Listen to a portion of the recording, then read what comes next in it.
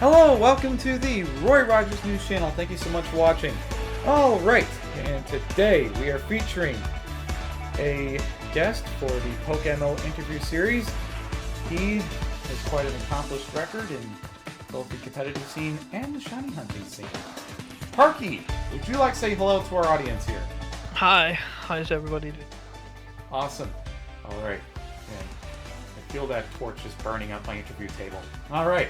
Anyways, Yeah, it should be.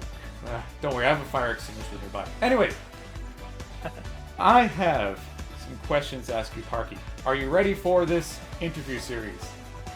Of course, hit me. Alright, so without further ado, let's go and dive into the interview series right now. So, Yeah.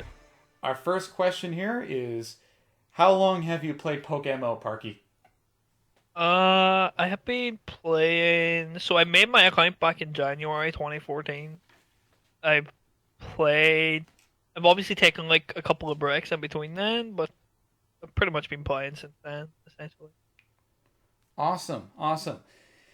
And what activity do you enjoy doing in game? Do you like the competitive scene? Do you like shiny hunting? What sort of activity do you like doing? It depends how I'm feeling. Like some days I'll feel like shiny hunting, and then other days I'll feel like just playing competitive. So I'll just go on the ladder or whatever. Oh, Yeah, I cool. like them both equally as much. So, what tier do you specialize in? Do you specialize in OU, UU, NU? My main tier is doubles, but I can play like every tier pretty much like decently well, I guess. Oh, awesome. All right.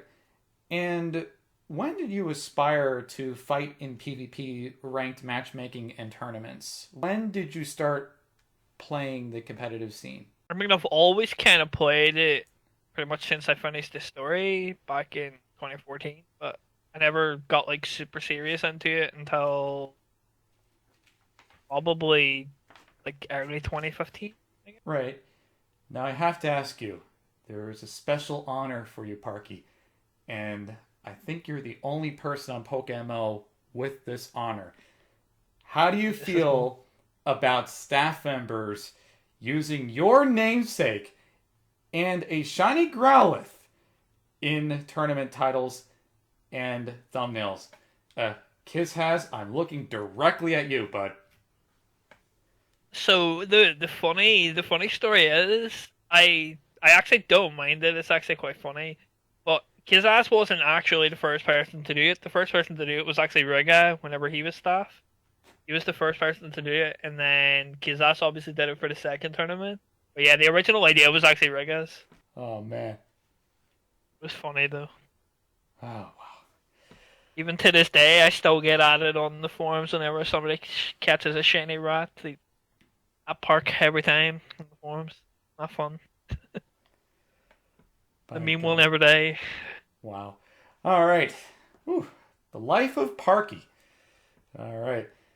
And how did that shiny Growlithe idea come about? Was that because shiny Growlithe is your favorite shiny, or how did Yeah, that come it's about? it's it's my favorite Pokemon. Yeah, and finally the game just wanted to make it a lot more harder than it had to be for me to get it. So I was hunting it, and six Rattatas and four Growlithes later, here we were, and it became a meme, I guess.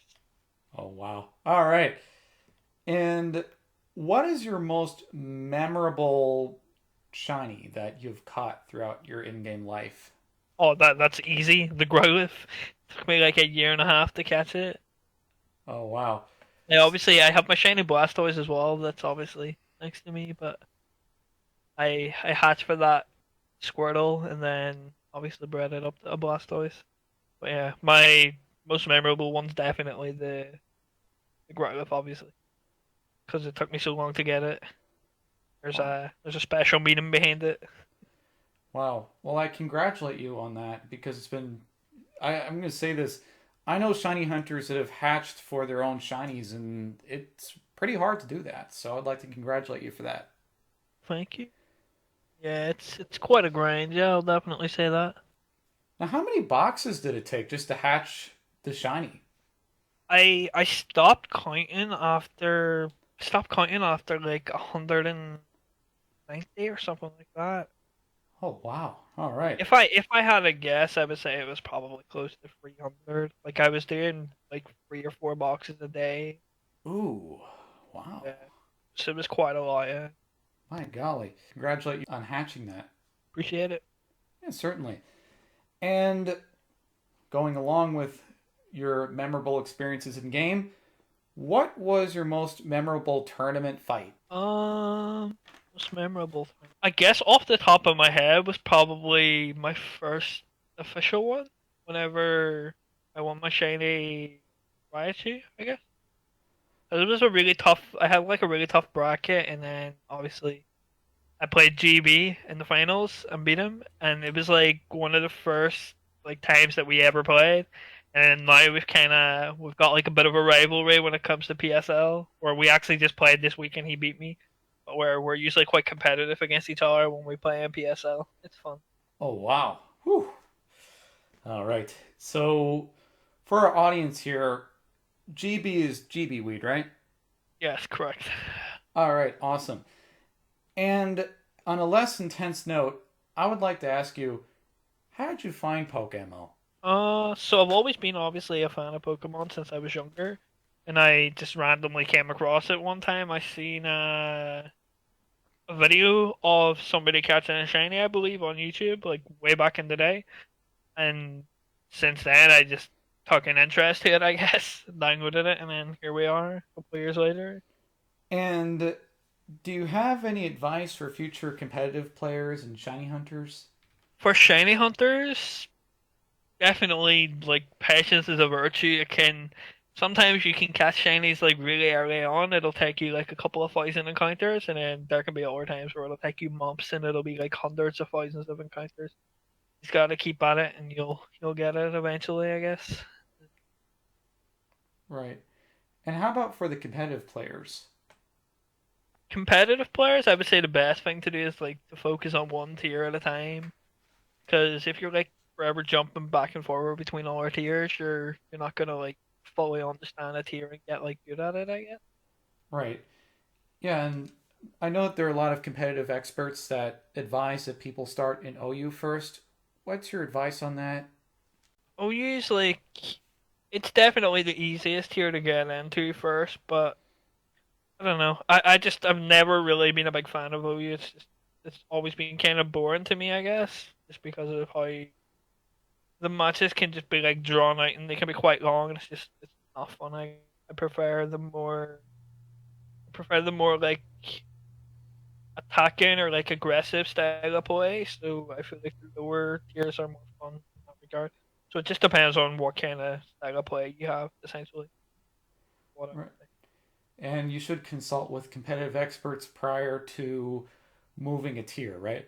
Not really, because there's obviously ranked matchmaking. So if you want to try an order tier, you can just obviously build a team and try it, and then just change your team as you go along. Like since the game's come quite a long way since obviously the last few years, because we never really had competitive matchmaking outside of OU. Now we've got it for all of the major tiers. So if there's a time to like try all our tiers, it's definitely now. Yeah, certainly. Man, PokeMMO has come a long ways. And I remember back before the ranked matchmaking, and the only way to really fight competitively is well, you have to catch the dailies hosted by Node, or you have to catch a tournament that is hosted on a certain day at a certain time. And yeah, ever since tournaments and PvP has been automated, it's really lowered down the barrier to entry for competitive players. And all it takes is really the funding to get competitive Pokemon. Back in those days when obviously the only way to catch Pokemon was to do the dailies or whatever, I didn't really do it as often then. Usually when I started like breeding comps and got into comp was when go to Cinnabar and unlock like the egg moves and stuff. And obviously your breeders weren't like consumed whenever you bred. That was back when I bred. So it was definitely quite easier back then to breed comps than it is now. Right. And do you have any closing thoughts for this interview segment? No, it's pretty straightforward, I guess. It's been fun, and thanks for interviewing me. Yeah, certainly. All right, and thank you so much for watching, and Parke, thank you so much for partaking in the PokeMMO interview series. Of course. And thank you so much for watching. This is the Roy Rogers News Channel. Don't forget to comment and subscribe to our channel, like the content that you see here. And this is the Roy Rogers News Channel signing off. Fast, accurate, and biased. Roy Rogers News.